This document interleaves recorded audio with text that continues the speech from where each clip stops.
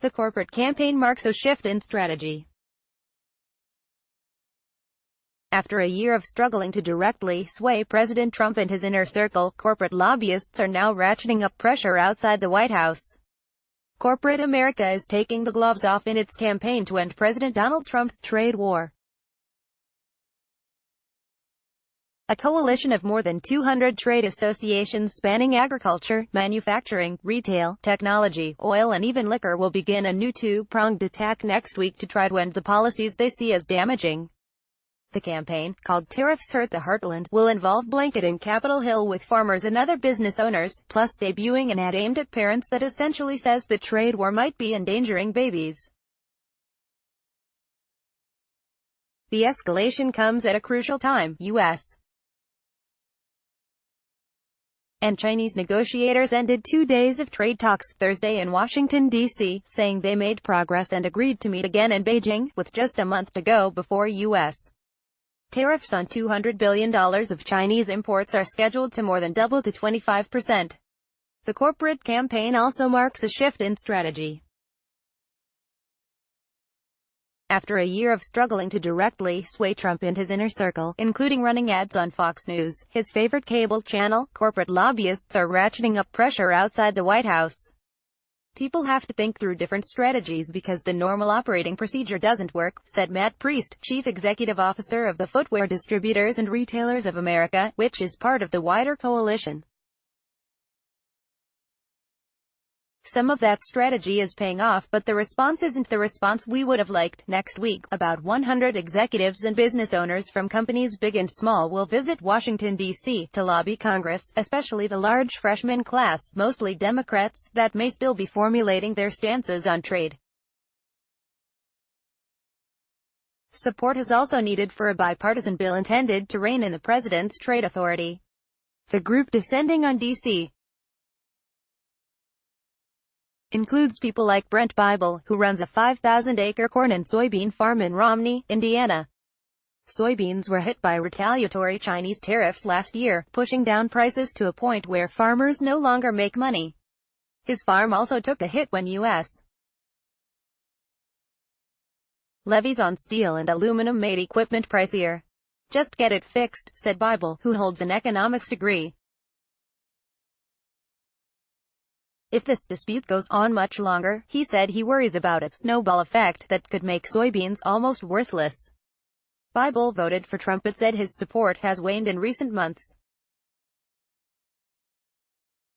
If we don't get a deal soon, then we are looking at a major long-term impact. This coalition was formed in September, and its activities so far have included hosting anti-tariff events across the country that generated local media attention and publishing stats on the impact of the trade war. The new push takes it further. It will include a news conference on Wednesday with a bipartisan group of senators, including Democrat Mark Warner and Republican Pat Toomey, who crafted the bill to reduce presidential trade powers.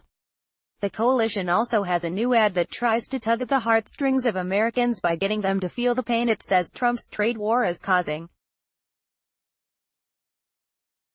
The spot, which will first run online in D.C. and swing states like Ohio and Pennsylvania, features Cribs for Kids, a Pittsburgh-based charity that sells 100,000 low-cost portable baby beds a year to local governments and hospitals. The partners then give them to low-income families, who might not have one otherwise. In the ad, the nonprofit's executive director, Judy Bannon, says Trump's tariffs are increasing costs for the cribs it imports from China. The charity has already seen a decline in orders after a 10% levy on Chinese goods last year, Bannon said in an interview. She paints the impact in life or death terms, saying that getting babies to sleep in cribs and on their backs, a message reinforced on the charity's cribs, reduces sudden infant death syndrome. As a nonprofit, we never thought tariffs would affect us, but they do, Bannon says in the 30-second video. The spot also tries to drive home the point that tariffs are essentially taxes on U.S. companies, despite Trump's Twitter proclamations that China is the one paying the duties. President Trump says that China is paying these tariffs, but I see the cost on my invoices. Despite strong opposition from corporate America and the lobbying infrastructure it bankrolls, thwarting Trump on trade hasn't been easy. The impact of the tariffs is still small when compared to the overall U.S. economy and hasn't resulted in widespread price increases for consumers. Several lobbyists noted that the government shutdown ended only when airports were disrupted, and that kind of bellwether event hasn't materialized yet with tariffs. The administration has done its part by avoiding hitting consumer products directly to blunt public outcry. And because the trade war is promoted by the White House, most of America's CEOs have remained publicly silent, for fear of public criticism from Trump or raising the ire of administration officials overseeing tariff exemptions. That's a far cry from 2017, when executives complained on TV and in congressional testimony in a successful bid to kill the border adjustment tax backed by former Republican House Speaker Paul Ryan. To be sure, there have been victories in corporate America. Lobbyists for farmers, seen as a crucial part of Trump's base, pushed the administration to authorize $12 billion in relief funds after Beijing retaliated with its own tariffs. Trade groups also got plenty of items taken off the final tariff lists, including car booster seats for kids. They also point to Trump delaying the next tariff hike by 2 months to March to allow for more negotiations. The timing of this escalated opposition could be helpful. The president just took a hit from the government shutdown.